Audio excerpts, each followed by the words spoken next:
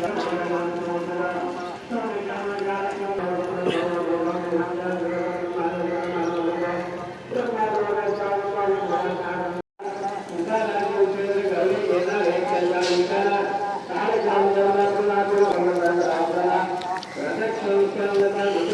Everyone, welcome back to my channel. అందరూ ఎలా ఉన్నారు, ఏం చేస్తున్నారు నాకు కామెంట్స్లో షేర్ చేసుకోవడం మర్చిపోవద్దు. నేనైతే బాగున్నాను.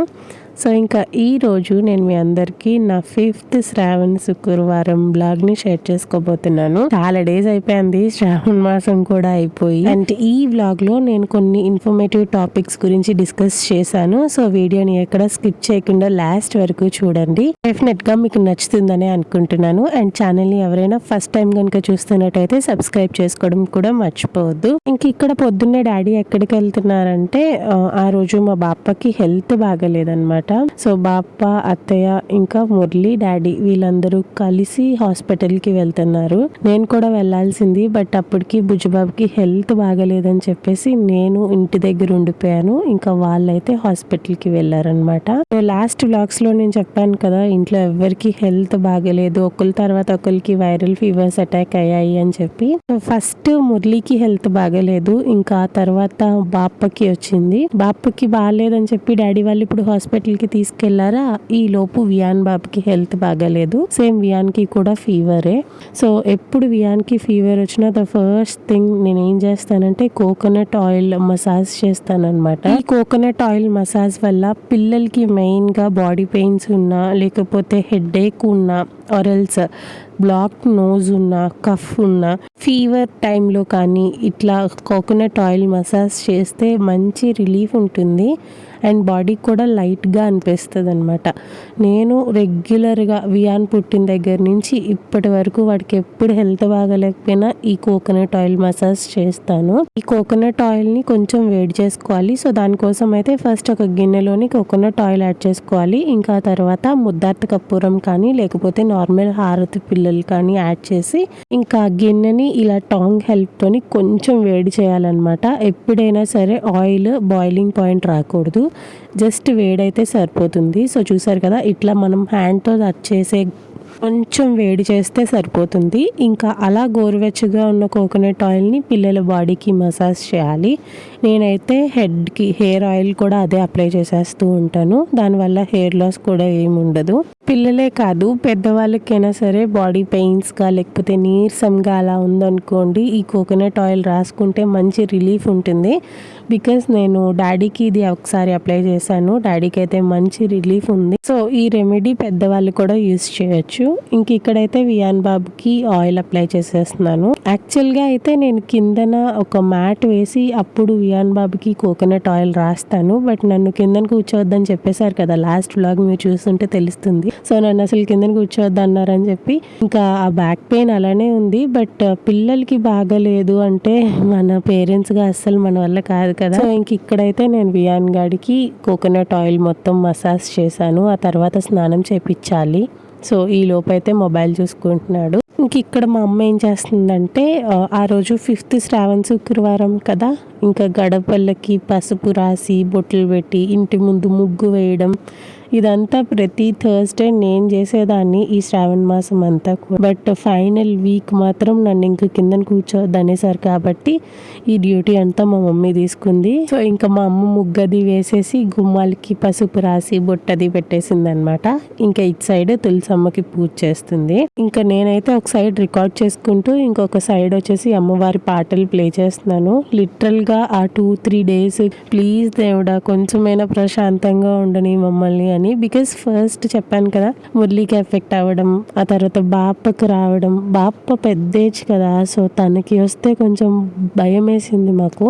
ఇంకా తర్వాత వియానికి తగ్గిన తర్వాత అత్తయ్యకి, ఆ తర్వాత నాకు. సో ఇలా ఒకరి తర్వాత ఒకరికి ఏదో ఒకటి ఉండేసరికి ప్లీజ్ దేవుడా మమ్మల్ని కొంచెం ప్రశాంతంగా ఉండి ఒకసారి ఊపిరి పీల్చుకొని అని అడిగేదాన్ని లిటరల్గా.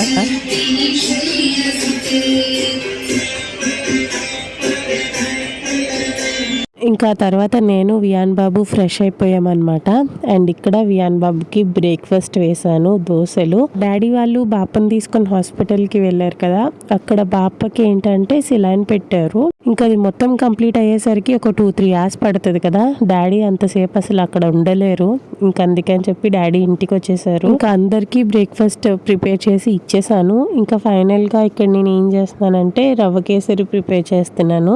ఆ రోజు 5th శ్రావణ శుక్రవారం కదా, అంటే లాస్ట్ వారం అని చెప్పి మా అమ్మ ఇంకా ప్రసాదం చెయ్యి అని అన్నదని చెప్పి ఈజీగా అయిపోయే రవ్వ కేసరి అయితే ప్రిపేర్ చేసేసాను. డాడీ ఇంటికి వచ్చేసారని చెప్పాను కదా, డాడీ రాగానే నాకు నీరసంగా ఉందమ్మా అన్నారు. ఇంకా సరే అని చెప్పి ఇక్కడ బార్లీ చేస్తున్నాను.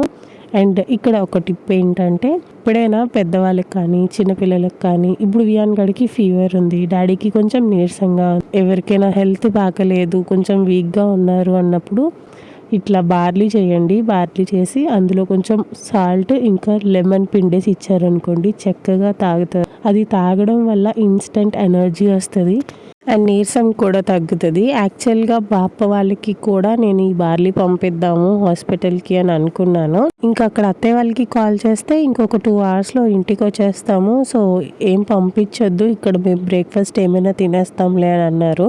అండ్ ఈలోపు బుజ్జిబాబుని మళ్ళీ ఇంకొకసారి పడుకోబెట్టాను. అసలు వాడు పడుకోడు. ఇట్లా ఏదైనా హెల్త్ ఇష్యూ వచ్చిందంటే మాత్రం కంప్లీట్గా డౌన్ అయిపోతాడు. నార్మల్గా బుజ్జిబాబుకి అందరికీ తెలుసు కదా, హైపర్ యాక్టివ్ కిడ్. అట్లాంటిది ఏదైనా హెల్త్ బాగలేదంటే అంతే డౌన్ అయిపోతాడు అనమాట. ఇంకా ఈ లోపు మా అమ్మ పూజ అంతా కంప్లీట్ చేసేసుకుంది, ప్రసాదం కూడా నైవేద్యం పెట్టేసింది అనమాట దేవుడికి. ఇంకా ఫ్రైడే రోజు అయితే నేను పెద్దగా వ్లాగ్ ఏమీ షూట్ చేయలేదు, బికాజ్ బాప వాళ్ళందరికీ నేను లంచ్ కుక్ చేయడం ఇంకా హడావిడిలో ఉన్నానని చెప్పేసి వ్లాగ్ అంతా ఏం రికార్డ్ చేయలేదు. ఇంకా ఆ రోజు ఈవినింగ్, అంటే ఫ్రైడే రోజు ఈవినింగ్ నేను సత్వ న్యాచురల్స్కి వెళ్తున్నాను, బికాజ్ నాకు కొన్ని ఐటమ్స్ కావాల్సినవి ఉన్నాయి. అది కూడా బుజ్జిబాబుకి బూస్ట్ చేశాను కదా, సో ఆ రెసిపీ చాలా మంది అడిగారు. ఆ రెసిపీకి కావాల్సిన ఇంగ్రీడియంట్స్ తీసుకుందామని చెప్పేసి ఇంకా సత్వ న్యాచురల్స్కి అయితే వెళ్తున్నాము.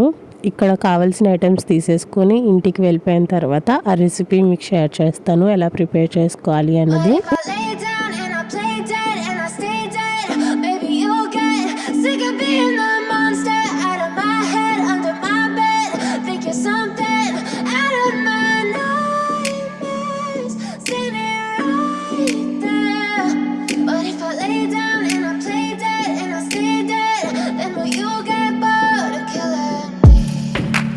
Silhouettes of you are like a taunt. Never really know just what you want. With you I don't ever feel calm. I can feel the sweat inside my palms. Play with me like cats and a string. You don't understand the pain it brings. You don't ever wanna give me wings. You don't ever wanna set me free. You know I'm addicted to you, and it's twisted, you've been gifted with the evil voodoo. Got me coming back for more, even when I've been screwed. Dolls full of pins, pierce my heart straight through. I got issues in my head, I like you in my bed, but you keep me on red. Oh, everything is like a test, I better not text or I'll come off desperate. But if I lay down and I play dead and I stay dead, baby you'll get sick of. ఇంకా ఇది వచ్చేసి ఆ next day బుజ్జిబాబుకి హాస్పిటల్కి తీసుకెళ్ళాము, ఎంతకీ fever తగ్గలేదని చెప్పి. ఇంకా అక్కడ doctor వియాన్కి scan రాశారనమాట, so అక్కడికి తీసుకొచ్చి ఇక్కడ స్కాన్ అది చేపిస్తున్నాము. యాక్చువల్గా అక్కడ వీడియోగ్రఫీ ఉందో లేదో నాకు తెలియదు, బట్ వియాన్ గాడు మమ్మీ నాకు వీడియో నన్ను చూడు ఎలా కూర్చోబెడుతున్నారు అని అన్నాడని ఇంకా నేను వీడియో క్లిప్పింగ్ తీసాను అనమాట. ఇంకా ఆబ్వియస్గా ఎక్స్రే అన్నాక ఫిల్మ్ ఇస్తారు కదా, సో 5 minutes వెయిట్ చేసిన తర్వాత ఫిల్మ్ ఇచ్చారు. ఇంకా తీసుకొని మళ్ళీ డాక్టర్ దగ్గరికి వెళ్తే ఈ సెడ్ దట్ బుజ్జిబాబుకి కఫం చేరింది మళ్ళీ. So present Bujjibabu is going through his medication, so problem అయితే ఏం లేదు, మెడిసిన్ యూస్ చేస్తే సరిపోతుంది. అండ్ చాలామంది లాస్ట్ ఇయర్లో కూడా నేను బ్లాగ్స్ పోస్ట్ చేసినప్పుడు ఇలా వియాన్కి హెల్త్ బాగలేదు అని, సో మీలో కొంతమంది నాకు సజెస్ట్ చేసింది ఏంటంటే అక్క మీరు డాక్టర్ని చేంజ్ చేసి చూడండి అని. సో ఎస్ అండి, ఫైనల్గా ఆ థాట్ మాకు కూడా వచ్చింది, మేమైతే డాక్టర్ని చేంజ్ చేసాము. ఫ్రాంక్లీ స్పీకింగ్ అసలు నాకు చేంజ్ చేయాలన్న థాట్ కూడా లేదు, బట్ మీరు కూడా చెప్పారు అండ్ ఇంట్లో వాళ్ళు కూడా నాకు ఇది కరెక్ట్ కాదమ్మా ఒకసారి చేంజ్ చేసి చూద్దామని అన్నారని చెప్పి నేనైతే చేంజ్ చేశాను. సో ఏ డాక్టర్ దగ్గరికి అయితే మేము షిఫ్ట్ చేసాము ఆ డాక్టర్ దగ్గరే ప్రెసెంట్ వియాన్కి మెడికేషన్ తీసుకుంటున్నాము. ఇంకా బయట వర్క్స్ అన్నీ అయిపోయిన తర్వాత ఇంటికి వచ్చి ఫస్ట్ అయితే నేను ఇక్కడ వియాన్ గడి కోసం బూస్ట్ పౌడర్ ప్రిపేర్ చేస్తున్నాను. అసలు ఈసారి ఏ ముహూర్తాన్ని బూస్ట్ పౌడర్ ప్రిపేర్ చేశానో కానీ ఆ రోజు నుంచి ఈ రోజు వరకు అసలు వియాన్కి నేను పాలు కూడా ఇయ్యలేదు. పాలు డాక్టర్ ఇవ్వద్దని చెప్పలేదు కానీ ఎందుకో నాకే అనిపించింది సరే మిల్క్ కూడా ఆపి చూద్దాము ఇంకా తొందరగా వాడికి తగ్గుతుందేమో అని చెప్పేసి నేను స్టాప్ చేశాను. సెకండ్ విజిట్కి వెళ్ళేటప్పుడు నేను డాక్టర్కి చెప్పాను ఇట్లా మిల్క్ స్టాప్ చేశాము అని. హీ సెడ్ దట్ ఓకే ఈ మెడికేషన్ అంతా కంప్లీట్ అయిన దాకా ఎలాగో స్టాప్ చేశారు కదా ఇంకా ఇవ్వద్దు స్టాప్ చేయండి అని అన్నారు. ఈ బూస్ట్ పౌడర్ అయితే బుచ్చిబాబు కోసం ఇంకా వెయిట్ చేస్తూనే ఉంది. ఇంట్లో ఎవ్వరం కూడా వాడబుద్ధి కావట్లేదు. లిటరల్గా ఈ మెడికేషన్ ఎప్పుడు అయిపోతుందా అని వెయిట్ చేస్తూ ఉన్నాం అనమాట. పాపం ఈ ప్రాసెస్లో బుచ్చిబాబు వెయిట్ కూడా లాస్ అయిపోయాడు ఒక 2-3 kgs. వియాన్కి ఎప్పుడు క్లైమేటిక్ చేంజ్ వచ్చినా ఇట్లా కఫం ప్రాబ్లం ఉంటుంది and at the same time regular బేసిస్లో ఏదో ఒక హెల్త్ ఇష్యూ వాడికి ఉంటూనే ఉంటుంది. దానికి తోడు వాడు హెల్తీగా కనిపిస్తాడు కదా ఊరికే దిష్టి తగిలేస్తుంది అనమాట. సో అందుకనే నేను ఇంకా వియాన్ని వీడియోస్లో చూపించను అని చెప్పేసి అన్నాను. ఎప్పుడైనా సరే పిల్లలు హెల్తీగా ఉన్నారనుకోండి మనకు కూడా చూపించాలి, ఎస్ వాళ్ళు వీడియో రికార్డ్ చేయాలి అని అనిపిస్తుంది. బట్ వాళ్ళకి ఏదో ఒక హెల్త్ ఇష్యూ ఉంటుంది అన్నప్పుడు అసలు ఇంకా తీయబుద్ధి కాదు వీడియోస్ కూడా. సో ఆ టైంలో తీసిన వీడియోస్ మాత్రమే ఉన్నాయి. ఆ తర్వాత నేను పెద్దగా వీడియోస్ ఏమీ షూట్ చేయలేదు. నేను షూట్ చేసిన ఒక్క వినాయక చవితి వ్లాగ్ కూడా నేను ఆల్రెడీ ఎడిట్ చేసి మీకు పోస్ట్ చేసేసాను. సో ఓకే ఇంతకీ బూస్ట్ పౌడర్ రెసిపీలోకి వచ్చేద్దాము. ఈ రెసిపీ నేను ఎప్పుడూ కూడా చాలా కొంచెం క్వాంటిటీలో ప్రిపేర్ చేసుకుంటాను. నేను ప్రిపేర్ చేసుకునే క్వాంటిటీ ఎలా తీసుకుంటాను అనేది షేర్ చేస్తాను. సో ఫస్ట్ అయితే ఒక 1 కప్ బాదం పప్పులు తీసుకోవాలి. స్టవ్ ఆన్ చేసుకొని ప్యాన్ పెట్టుకొని అందులో ఒక 1 స్పూన్ గీ యాడ్ చేసుకున్నాను. గీ కంప్లీట్గా ఆప్షనల్, మీకు కావాలి అనుకుంటే యాడ్ చేసుకోవచ్చు, లేదు అన్న స్కిప్ చేసుకున్నా పర్వాలేదు. గీ వేడైన తర్వాత ఆ 1 కప్ బాదమ్స్ని యాడ్ చేసుకొని లో ఫ్లేమ్లో ఒక 5 to 10 minutes అంటే బాదం పప్పులు చక్కగా వేగి మంచి స్మెల్ వచ్చేంత వరకు ఫ్రై చేసుకోవాలి. ఇంకా అలా ఫ్రై అయిపోయిన తర్వాత అవి పక్కకు తీసేసుకొని ప్లేట్లో పెట్టేసుకున్న తర్వాత సేమ్ అదే ప్యాన్లోని 1/2 కప్ జీడిపప్పులు యాడ్ చేసుకోవాలి. ఈ జీడిపప్పుల్ని కూడా బాగా ఫ్రై చేసేసుకోవాలి లో ఫ్లేమ్లో పెట్టుకొని. సో జీడిపప్పు ఫ్రై అయిపోయిన తర్వాత ఇక్కడ నేను 1/2 కప్పు అంటే 1/4 కప్పు వాల్నట్స్ తీసుకున్నాను. ఈ వాల్నట్స్ని కూడా లో ఫ్లేమ్లో పెట్టుకొని ఫ్రై చేసుకోవాలి. అండ్ ఈ బూస్ట్ పౌడర్ మీరు పిల్లలకి ప్రిపేర్ చేస్తున్నట్టయితే వాల్నట్స్ని అస్సలు స్కిప్ చేయొద్దు. బికాస్ వాల్నట్స్ బ్రెయిన్ డెవలప్మెంట్కి చాలా బాగా యూజ్ అవుతుంది. ఇంకా వాల్నట్స్ కూడా ఫ్రై అయిపోయిన తర్వాత అవి కూడా ఒక పక్కకు తీసి పెట్టేసుకోవాలి. ఇంకా ఇప్పుడు వచ్చేసి పిస్తా యాడ్ చేసుకోవాలి. పిస్తా కూడా సేమ్ 1/4 కప్ యాడ్ చేసుకుంటే సరిపోతుంది. అండ్ ఇక్కడ నేను తీసుకున్న పిస్తా వచ్చేసి అన్సాల్టెడ్ పిస్తా. సాల్టెడ్ పిస్తా యూజ్ చేయొద్దు. ఎప్పుడు కూడా బూస్ట్ పౌడర్లో కానీ ఏదైనా స్వీట్స్లో కూడా అన్సాల్టెడ్ పిస్తాయే తీసుకోవాలి. మీరు అదే పనిగా అడగండి, ఎక్కువగా సాల్టెడ్ పిస్తాసే ఉంటాయి. అన్సాల్టెడ్ పిస్తా దొరకడం కొంచెం కష్టము. ఇంకా ఆ పిస్తా కూడా బాగా ఫ్రై అయిపోయిన తర్వాత పక్కకు తీసి పెట్టేసుకోవాలి. సేమ్ అదే ప్యాన్లోని 1/4 కప్ పంప్కిన్ సీడ్స్ యాడ్ చేసుకోవాలి. ఈ పంప్కిన్ సీడ్స్ని కూడా లో ఫ్లేమ్లో పెట్టుకొని చక్కగా ఫ్రై అయ్యి అందులో మంచి వాసన వచ్చేంత వరకు ఫ్రై చేసేసుకోవాలి. ఇంకా పంప్కిన్ సీడ్స్ కూడా ఫ్రై అయిపోయిన తర్వాత అవి తీసి పక్కన పెట్టేసుకోవాలి. అండ్ ఇంకా ఇక్కడ వచ్చేసి నేను సన్ఫ్లవర్ సీడ్స్ తీసుకున్నాను. ఈ సన్ఫ్లవర్ సీడ్స్ కూడా 1/4 కప్ తీసుకోవాలి. వీటిని కూడా చక్కగా లో ఫ్లేమ్లో పెట్టేసుకొని దూరగా ఫ్రై చేసుకోండి స్మెల్ వచ్చేంత వరకు. ఇవి కూడా బాగా ఫ్రై అయిపోయిన తర్వాత తీసి పక్కకు పెట్టేసుకోవాలి. ఇంకా ఈ సన్ఫ్లవర్ సీడ్స్ని కూడా పక్కకు పెట్టేసుకున్న తర్వాత సేమ్ అదే ప్యాన్లోని ఇప్పుడు మనం 3 ఇంగ్రీడియంట్స్ యాడ్ చేసుకుంటున్నాము. ఈ 3 కూడా చాలా మెయిన్ ఇంగ్రీడియంట్స్. అందులో ఫస్ట్ది 1 స్పూన్ పాపీ సీడ్స్ అంటే గసగసాలు యాడ్ చేసుకోవాలి. ఇంకా ఆ తర్వాత 2 to 3 యాలకులు యాడ్ చేసుకోవాలి. And at the same time 1 inch ginger, ఇది డ్రై జింజర్, దీన్ని తెలుగులోని సొంటి.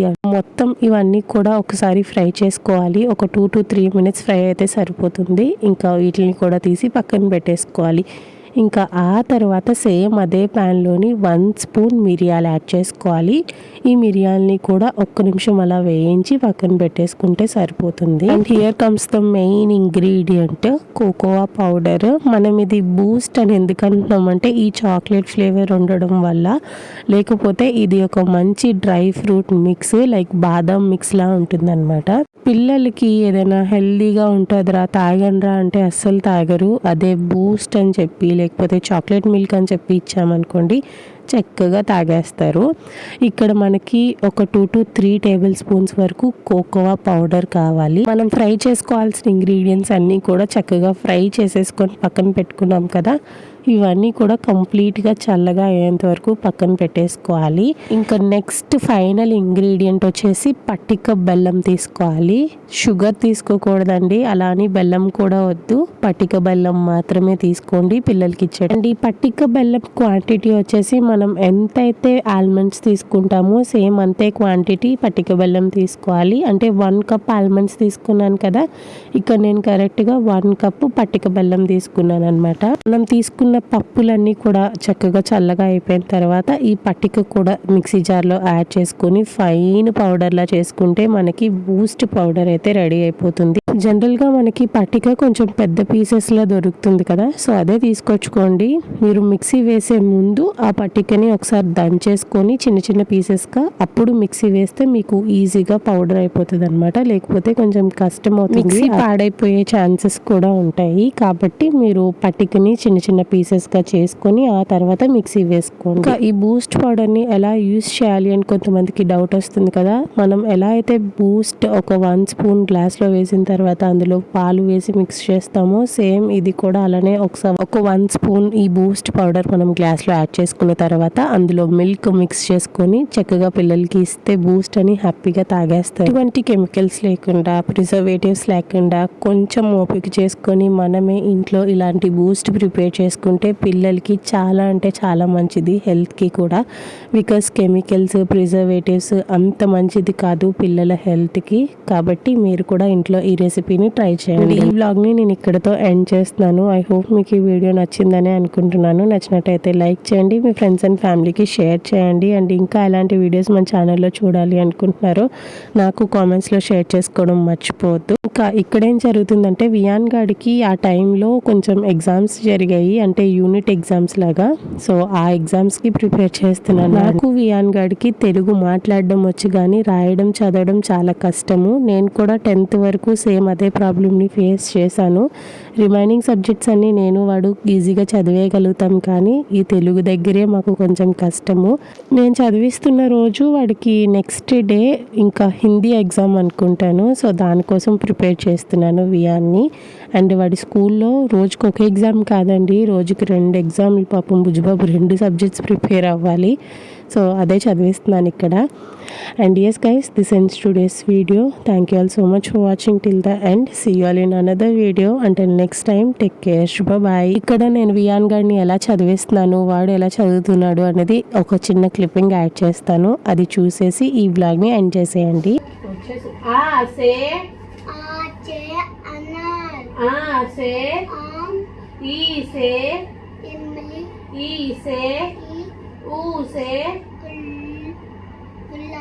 అదే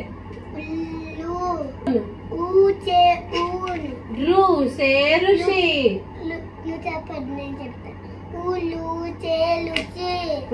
ఆ సే ఈ సే ఈ సే ఊ సే. కరెక్ట్ చెప్పు.